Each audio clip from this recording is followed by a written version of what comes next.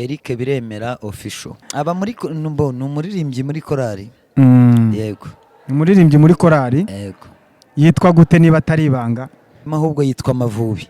Ndashimira Imana ko bayinsabye ikaba yarabampaye. Hanyuma gusaba no gukwa ni kuri Methodiste ya Gikondo, harimo ubusitani bwiza cyane twateguye. Hanyuma gusezerana ni Gikondo Sejemu na reception niho izabera kuri Methodiste ya Gikondo muri ubwo busitani. Nsengeye umuntu wese Mana udukurikiranye kuri iki kiganiro kugira ngo iki kiganiro kizamubere gishya kandi amateka yahindurwe mu izina rya Yesu Kristo. Abatari bazi ko byakwemera uhereye uyu mwanya wa none ahabyemere.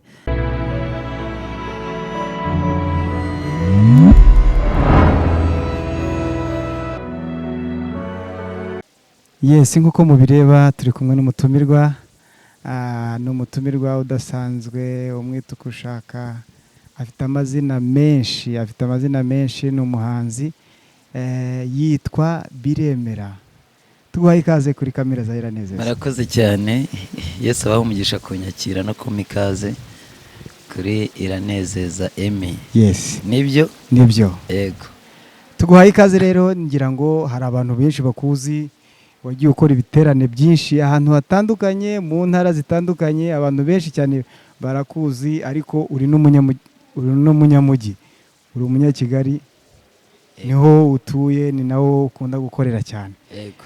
Rero ushobora kwibwira abadukurikiye. Tuguhaye ikaze. Murakoze cyane. Nitwa Eric, bazi kuri Biremera. Biremera ni indirimbo nakoze ivuga ngo muri Yesu biremera, ibyananiranye muri Yesu biremera. Ndi umukristo, barizwa mu itorero rya ADPR Sejemu Igikondo. Ibindi birenze ibyo Yesu aduhana umugisha. Yego. Usengera Sejemu buryo? Ndi umukristo. Aha, ukivuga sasa rero, ukivuga ahantu usengera, maze iminsi mbona utuvideo n'udufoto ducicikana. Byarangiye uvuye ku izima kabisa. Byarangiye uvuye ku izima. Twabonye amafoto meza cyane uri kumwe n'umukobwa mwiza. Ngira ngo hari abantu bajyaga bavuga ngo yajyaga aririmba ngo biremera muri Yesu biremera, ariko ngo we byari byaranze. Ntabwo byari byaranze. Ngo we byari byaranze. Oya.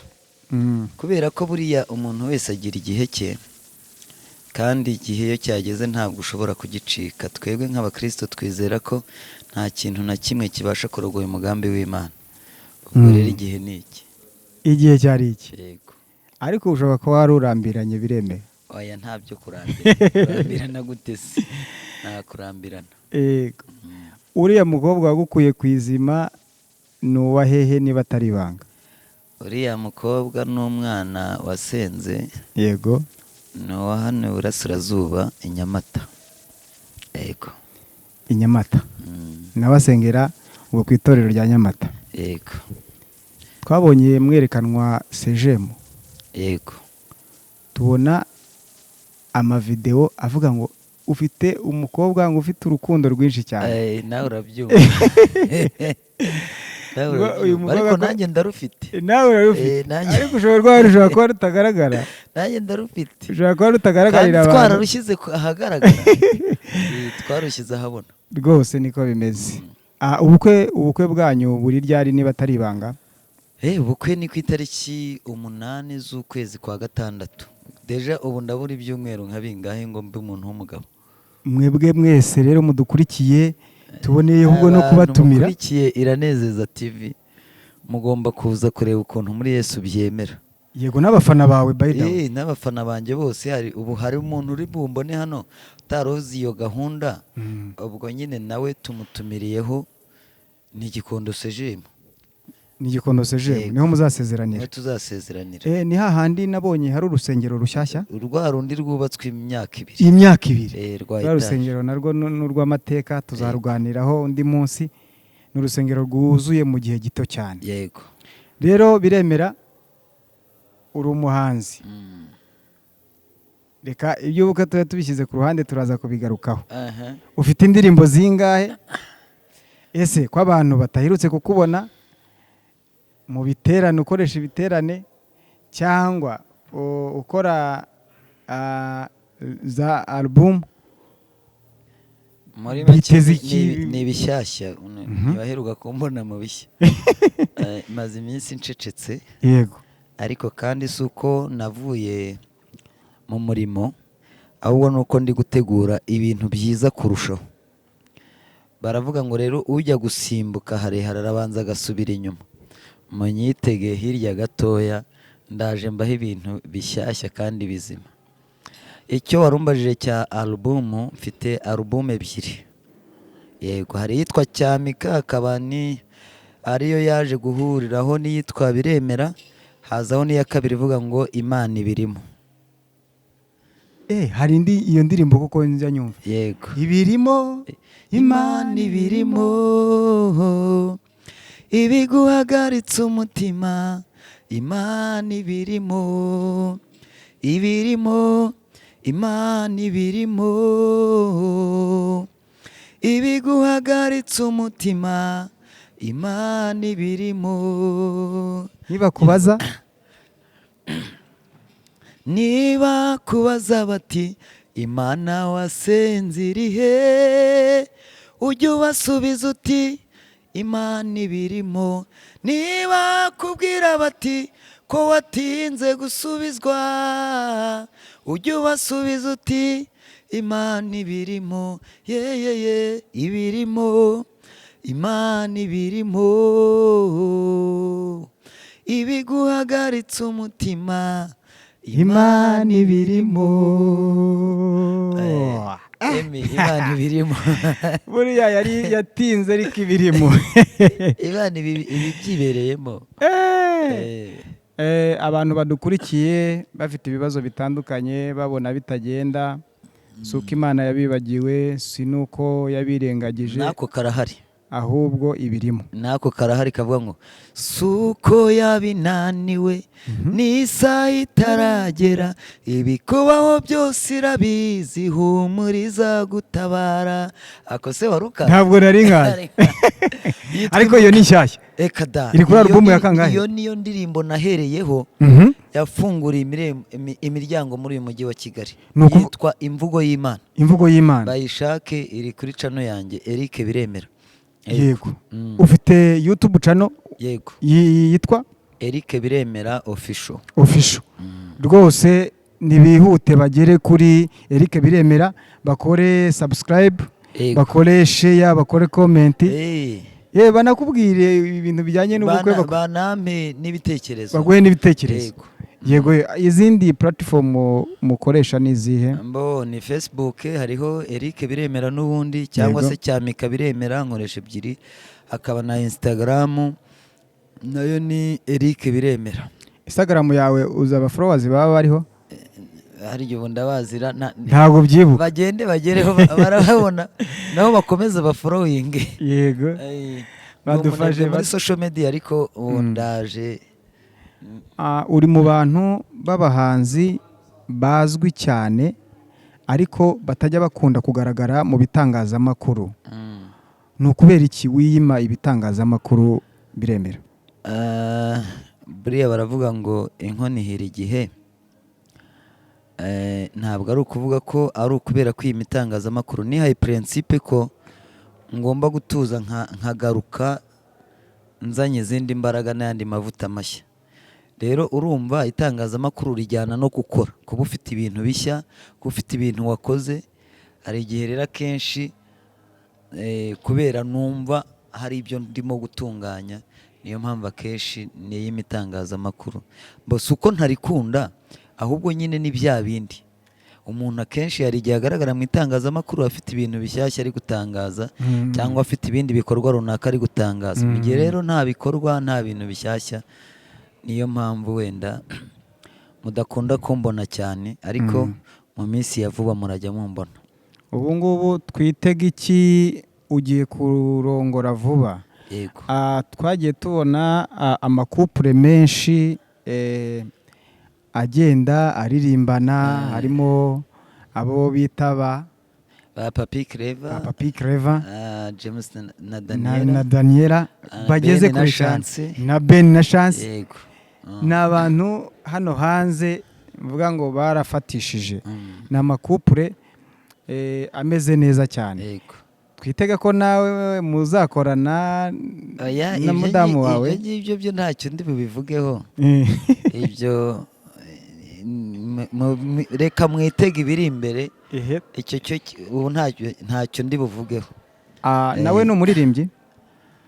ubwo kandi uragira ngo nanone n'ubundi mbyerure ngo ni hahandi. ashobora kuba mutaririmbana. aba muri ni umuririmbyi muri korali. yego ni umuririmbyi muri korali. yego yitwa gute niba atari ibanga? korali ntabwo nyizi. ubu tugiye kumuhamagara tumubaze korali aririmbamo, kuko ntabwo byaba bishoboka ko sheri wawe yaba aririmba muri korali ukaba utayizi. ntabwo nyizi rese njye kubeshya kuri kamera. ntabwo wabeshya, uri umukozi w'Imana, uri umurokore, ntabwo byakunda. yego ariko ni aririmba ku itorero. yego ku itorero rihe? iwabo aho basengera ni muri paruwasi ya Nyamata. Paruwasi ya Nyamata. yego abantu badukurikiye bari Nyamata, nabo ino video izageraho, mumenye ko tubafitiye umukwe rwose. umukwe wasenze, ushobora kuba nabo barasenze bikomeye. umukobwa yasenze bikomeye. yego bikomeye cyane. rero umuntu ni amata yabyaye amavuta. ni amata yabyaye amavuta rwose. ufite alubumu zingahe? mbona nabivuze ko mfite alubumu ebyiri, ariko ndi guteganya gukora n'izindi. hari indirimbo nshyashya ufite za audio wenda waba utarakorera video? zirahari nyinshi. mu alubumu ya kabiri yose ntabwo ifite video. ndetse meme n'iya mbere ntabwo zose zirangiye. yego kubera ko mfite video esheshatu zikoreye amashusho. mfite n'esheshatu. iya mbere ni iyo ngiyo nahereho yitwa Imvugo y'Imana. agakurikiraho Biremera. yego. agakurikiraho yitwa Cyamika. iyo ni eshatu. akaza yitwa Nzabana Nawe. iyo ni iya kane. akaza yitwa Imvugo y'Imana. iyo ni iya gatanu. hari n'indi Imvugo y'Imana nyisubiyemo ahubwo yitwa Amavubi. yego. hakaba n'indi yitwa Ndi mu Rugendo. yego. hari n'indi y'ubukwe nakoze yitwa Irabisohoje. urazi iyo uzaririmbira umukunzi wawe ko cyangwa uzahimba nini? oya buriya ntabwo ni surprise. surprise ntawe yivuga. urumva zarenze eshanu. navuze esheshatu. navuze esheshatu. wenda iyo ngiye nyine y'ubukwe ntabwo ari nayo barayijyaho barayireba. ndumva ni ahantu twari turi mu bukwe turayishutinga, hanyuma isohoka nyine ari ubukwe bw'umuntu. ntabwo nyibara nka video. yego kuko nayiririmbiye umuntu mu bukwe tuyishyiraho. ewana kabisa ni byiza cyane. yego. umuntu wakwakira yakwakiriza iki Bireme umusuye? ngewe niyo byose. icyo nzasanga ufite uzanyakire nta kibazo.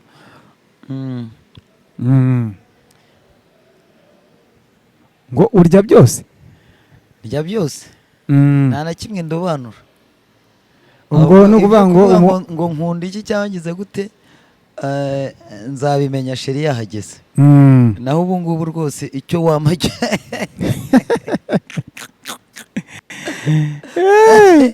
ni ukuvuga icyo wagwaho cyose. numpa ibijumba nzabirya, numpa imyumbati nzayirya, numpa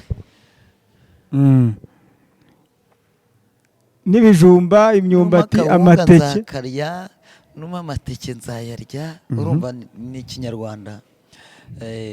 numpa agafiriti nzakarya, numpa akanyama nzakarya, numpa kareti nzakarya. ariko hari ikintu uvuga uti iki kintu rwose ndagikunda, iyo nkiriye mba numva ndiye neza. buriya rero icyo reka tukigire ubwiru. icyo reka tukigire ubwiru. niyo mpamvu Imana yavuze ngo si byiza ko umuntu aba wenyine. yego. reka muremere umufasha umukwiriye. uriya ngira ngo wumvishe buriya nta kantu wumvishijemo. oya ndakumvise, reka tubizigame. Ariko ubundi amazina ye yitwa ndi, niba atari ubwiru? Yitwa Tuyishime Ange. Yitwa Tuyishime Ange. Nawe ukitwa Eric Biremera? Oya, siyo mazina niswe n'ababyeyi. Izina niswe n'ababyeyi ni Musabyimana. Biremera izina ry'indirimbo kubera kuririmba ako karirimba nyine kavuga ngo witwa Eric Musabyimana, bahita bagakubitaho. Yego. Witwa Eric Musabyimana. Ikiraho na Biremera byose bijyanirana. Ako kantu ka Musabyimana, ako kantu ka Musabyimana niko. None se ko ndi umuhungu wavutse kubera amasengesho menshi, abashaka kuba baragusabye Imana cyane. Naho ngaho. Uri umwana wa kangahe mu bana biwanyu? Umwana wa 5 mu rugo. Umwana wa 5. Niwe mukuru cyangwa niwe muto? Hoya, tuwa 5. Imbere yanjye hari 4, nkurikirwa n'umwe. Tuvuka turi 6. Ni ukuvuga ngo imbere yawe hari 4. Yego. Inyuma yawe hari umwe. Hari umwe. Imbere yawe abakubanjirije ni abahungu n'abakobwa? Imbere yanjye bambanjirije. Ubwo urashaka kumenya impamvu yatumye banyita Musabyimana se? Cyane. Ntabwo ari uko bari babuze urubyaro wenda ngo bavuge ngo babuze umukobwa cyangwa babuze umuhungu, ko tuvuka turi abahungu 3 n'abakobwa 3. Ahubwo mu ivuka ryanjye ngewe byabaye ibibazo bikomeye. Hanyuma maze no kuvuka mvukana uburwayi bukomeye, hahandi babonaga ko nta buzima mfite, ibyanjye biri bunarangire, kuko bahoraga bacunga ku kajisho bareba ko birangira. Hari n'igihe bamubuhamya bakambwira bati hari igihe cyageze duhuruza abantu tubabwira tuti muze byarangiye. Ariko Imana irongera ingarurira ubuzima. Haleluya. Urumva rero muri icyo gihe nuko kurwara, urabizi ko umwana bamwita izina ageze igihe. Ngewe rero kubera ko babonaga nta buzima, nta kuzabaho, igihe cyarageze nyine cyo kwita izina, babona n'ubundi ndi nyakwigendera ndugenda. Baravuga batari ku uyu nguyu nawe uyu tumusabye Imana kuko turabona adahari. Ndashimira Imana ko bayinsabye ikaba yarabampaye. Ubu ndiho ndi umugabo wo guhamya ibya Kristo Yesu. Uzi ko mbese wakwita mvuye kure ntabwo ntiyababeshye. Muri uwo muryango rero wose muri abo bana bose, kubera ko bansabye Imana nayo ikantanga, yarankurikiranye intereka no mu murimo wayo. Yego. Ubu rero njye ndi umukozi w'Imana utaraje akurikiye abandi cyangwa ko birimo sigisi, ahubwo ndi umukozi w'Imana wahamagawe n'Imana. Yego. Ni wowe wakijijwe muri abo bana bose? Oya. Ni wowe ukijijwe wenyine? Iwacu turakijijwe. Nasanze papa akijijwe na mama akijijwe n'abandi bose bakijijwe, ariko ninjye wavuyemo wo kuba umukozi w'Imana. Abandi ni abantu bari aho basanzwe. Ni ukuvuga ngo ni wowe wavuyemo uri umuhanzi? Yavuyemo ndi umuhanzi, nkaba n'umuvugabutumwa. Uri n'umuvugabutumwa? Titire wizigabanya. Imana yarabimpaye. Umbabarire mushumba. Umbabarire mushumba wanjye rwose. Ntabwo nari mbizi. Ni ukuvuga ngo uri umuvugabutumwa bukiretse, ntabwo ndi umushumba. Wewe umuntu uyobora abandi, umuntu w'umuvugabutumwa ujya imbere y'abantu barenze 1000, ubwo se umushumba urenze uwo nguwo ni uwo ugira ngo? Aya, umushumba n'ufite intama ashumbye kandi njye ntazo nshumbye. Ahubwo ndi muri rya jambo Yesu yavuze ngo mugende muhere i Yerusalemu n'i Yudaya n'i Samariya kugeza ku mpera y'isi. Mubwirize ubutumwa bwiza, abemera bakihana, muzabazanira abashumba babatiza. Ubwo ni Matayo 28:19. Naryo ndarivuze. Ubwo n'umuntu uri hano nkurikiye nawe ndamubwirije, nuko mugende mu mahanga yose mubwiriza abantu bose ubutumwa bwiza, abazizera muzababatize. Niyo gahunda, niyo ngiyo. Urumva rero umurimo wanjye ni ukugenda mbwiriza ubutumwa.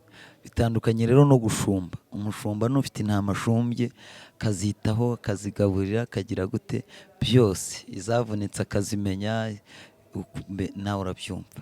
ni ukuvuga ngo abantu benshi bazi ko cyakora Imana nimbabarira ikangira amahirwe n'iyo titiri izayongeraho y'ubushumba izabikora. iyimpaye sinayanga, ariko ubu ntibiragera. Bikora byombi, nkaririmba nkanabwiriza n'ubutumwa bwiza. ukaririmba Yego. ukanabwiriza n'ubutumwa bwiza, Nkanabwiriza n'ubutumwa ukabikora bwiza. byombi. Nkabikora byombi. uri igifaru Abenshi kabisa. rero tugenda duhura barabizi, abatari babizi nyine nabo babimenye, namwe muzantumire. Ntabwo bizabagora kuntumira ngo muvuge ngo muratumira umuhanzi, mutumire n'umuvugabutumwa. ni ukubikora byose. Bikora byose. ni ukwiteganyiriza rwose, kugutumira ni ukwiteganyiriza. Urumva ntabwo umuntu avunika. ntabwo avunika. Yego. hari abahanzi benshi batunzwe n'ubuhanzi bakora, ariko hari n'ababikora mu buryo butari bwababyarira inyungu, bakaba bafite n'ibindi bintu bakora ku ruhande. Yego. Ubuhanzi bwa Eric ni ubuhanzi bwatangiye kubyara inyungu cyangwa ntabwo burabyara inyungu ku rwego bishobora kugutunga bikatunga na famiye, cyangwa ufite ibindi bintu ukora? Oya, urumva Yesu nawe yarabivuze, aravuga ngo ukora umurimo atungwe nawo rwose. Umurimo nkora urantunze. Yego. ni ukuvuga ngo ndumva ndagisubije. uragisubije neza cyane. Yego. nta kandi kazi ugira uretse kuba uririmba? Tuba tuhari nyine two ku ruhande, ariko nanone tutakubuza gukorera Imana, ko cyane cyane icyo nshyira imbere cyane ni umurimo w'Imana. Yego. nibyo. ubundi bajya bavuga ngo udakora ntakarye. kandi muri uyu mujyi ntabwo nibwira ko akazi kamwe katunga umuntu gusa, biba bisaba gushakisha. igutunga mu buryo bwa YouTube, binyuze kuri YouTube, kuri social media zawe, cyangwa n'abantu baragutumira mu biterane, cyangwa hari ukuntu kera abantu bajyaga mu biterane bagafata amasede bagashyiraho indirimbo bakazigurisha nk'ibihumbi 5, ibihumbi 10 gutyo. Bikwinjiriza gute? Wenda icyo ngicyo sinzi nimba ari ngombwa kugisobanura cyane, ariko wenda mu buryo bwiza bwo kugusubiza ni ukuvuga ngo twebwe turi abakozi b'Imana. Iyo umukozi muri ubu buryo busanzwe, iyo umukozi afite abakozi amenya uko abakurikirana, akamenya n'uko abitaho. Umukozi wese akwiriye ibimuhemba. Yesu tubanye nka databuja, nka data wa twese mwiza, afite ukuntu amenya abantu be. Yego. Ubigize ubwiru pe, ubigize ubwiru n'impamo ya Mungu. Ntabwo binsobanuriye neza, ntabwo nyuzwe. Nzabigusobanurira neza umunsi iyo washatse kubimenya. Yego. Ariko ubu nkusubije muri ubwo buryo. Unsubije nk'umuhanga kandi mu buryo buzimije cyane, gusa biragutuza. Ariko ni ikintu cyumvikana. Yego. Oya, nabyumvise rwose. Ntabwo nongera kubikubazaho cyane. Ariko ni ukuvuga ngo biremera. Nyuma y'ubuhanzi ubuzima bwa Biremera ni ubuhe? Ubuzima bwa Biremera ni umukristo usanzwe ukunda Imana n'abantu b'Imana, kuko itegeko Yesu yaduhaye ni ugukundana. Yego.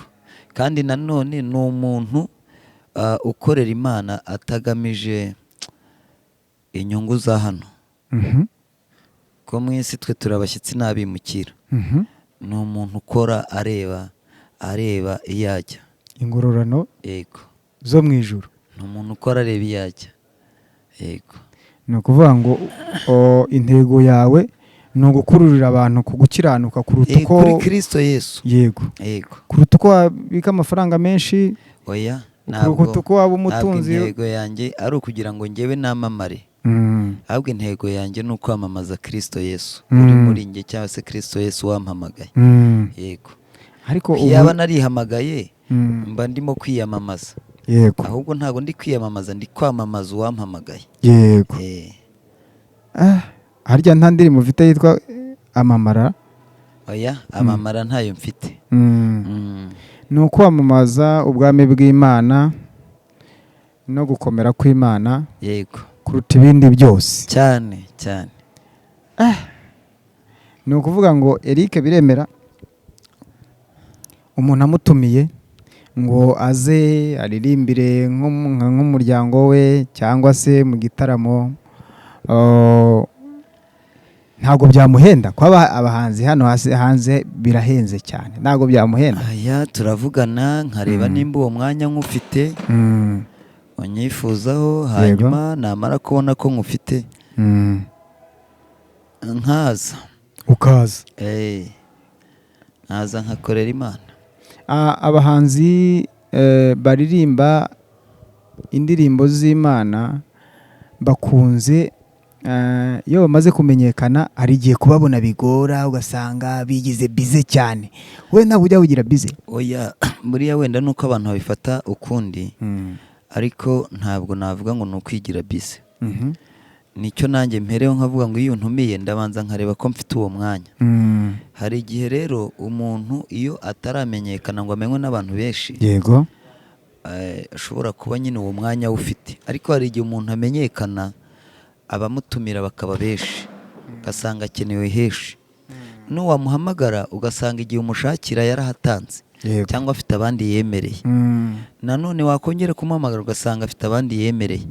rero ntekereza ko kuba uyu muntu afite abantu yemereye cyangwa afite ahandi hantu yamaze kwemera mbere y'umutumiye, ntabwo ntekereza ko byaba intandaro yo kumucira urubanza ko yabaye bize. biterwa n'ibyo byose. yego, hari n'abandi babaha amafaranga babasezeranyije ko bari buboneke mu biterane, icyo kintu urakizi, umunsi wagera bagakuraho amatelefone. nizere ko wowe utabikora. ntabwo mbizi cyane ko nta n'ibyo ngira, nimba hari n'ibyo nigeze ngira wenda babimbwira hano cyangwa bakabikubwira cyangwa bakabishyiraho komenti, ariko icyo kintu njye ntabwo nkiza. ababikora ubwo nyine ni umurimo wabo, njye ntabwo icyo kintu nkizi. yego, icyo kintu ntabwo ari cyiza cyane, kiri mu bintu bijya bituma abahanzi kandi baferinga. izo nta nubwo ari indangagaciro z'umukristo cyangwa se umukozi w'Imana. yego. Eric Biremera avuka mu kahe karere? Eric Biremera avuka mu karere, ubwo ni mu cyahoze ni mu ntara y'Iburengerazuba, ahahoze ari Cyangugu, ka Ngororero, ahahoze ari Gisenyi. yego, uri umunyagisenyi? uhise hano i Muhanga ho gatoya. kutajya uvuga Ikigoyi? oya, Kigoyi ni hirya, ese hirya Gisenyi, hirya ni hano hafi na Muhanga. njyewe nari nzi ko buriya abanyagisenyi bose bavuga Ikigoyi. uretse Ngororero ihana imbibi na Muhanga. noneho uva kuri Muhanga ugenda ujye muri Ngororero, uve muri Ngororero ujye muri Nyabihu, uve muri Nyabihu urenge hirya za Rubavu. urumva harimo intera ndende. aba rero bavuga Ikigoyi ni hirya hafi ya za Kongo. yego. Eric Biremera afite ababyeyi bombi? mfite papa, mama ntawe uriho. ufite papa, mama ntawe uriho? yego. niba mbabarire nzagaruka kugukomeretsa. oya nta kibazo, ariko pole sana. nibyo ni ibisanzwe ihangane muri iki gihugu, ibyo ni ibisanzwe kuri twese. yego, ubu urebye muri iki gihugu umubare w'abantu benshi usanga ari imfubyi. ibyo rero ni ibintu bisanzwe, ntabwo ari ibintu umuntu akirira ngo ndi imfubyi ndagira gute. komera. ndashimira Imana ko papa hari. komera. yitabye Imana umaze kuba mukuru? oya, yitabye Imana ndi muto, ndabyibukana nifite nk'imyaka nk'itanu. ni kera rero? ni kera, muri za 90 na kangahe. murumuna wanjye afite nk'imyaka 2. wari ukiri muto cyane? nari nkiri muto, ariko Yesu yaratureze turakura, abona ko ndi umuntu w'umugabo. uri umuntu w'umugabo? yego. mu minsi iri imbere uzaba ufite n'urugo, ubyare cyane, muzehe abona abuzukuru. mbese arabafite kuko bakuru banjye bose na bashiki banjye bose barashatse, ubwo ninjye yarategereje.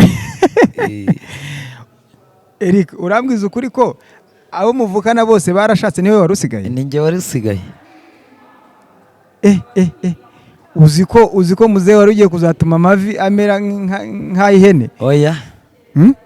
oya ubukwe ni ku itariki 8 z'ukwezi kwa gatandatu, si byo warumbajije ubwo?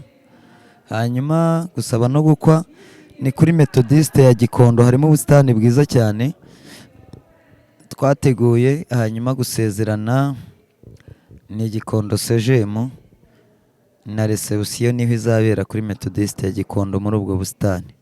Murakoze cyane. Nsengeye umuntu wese Mana udukurikiranye kuri iki kiganiro, kugira ngo iki kiganiro kizamubere gishya kandi amateka yahindurwe mu izina rya Yesu Kristo. Abatari bazi ko byakwemera uhereye umwanya wa none habyemere, abatari bazi ko byakunda uhereye umwanya wa none habikunde, kandi umuntu wese uzareba iki kiganiro kizamubera umugisha, kizageraho kimuvana kigere naho kimugeza, mu izina rya Yesu. Urakoze, amen. Murakoze cyane rero, twari turi kumwe n'umukozi w'Imana Biremera. Imana y'amahoro imujye mu mugisha, kandi namwe mwese mwari mudukurikiye tubifurije amahoro y'Imana. Ndabibutsa kugira ngo mukore subscribe kuri Iranezeza. Namwe mwese Imana y'amahoro ibanezeze. Shalom shalom.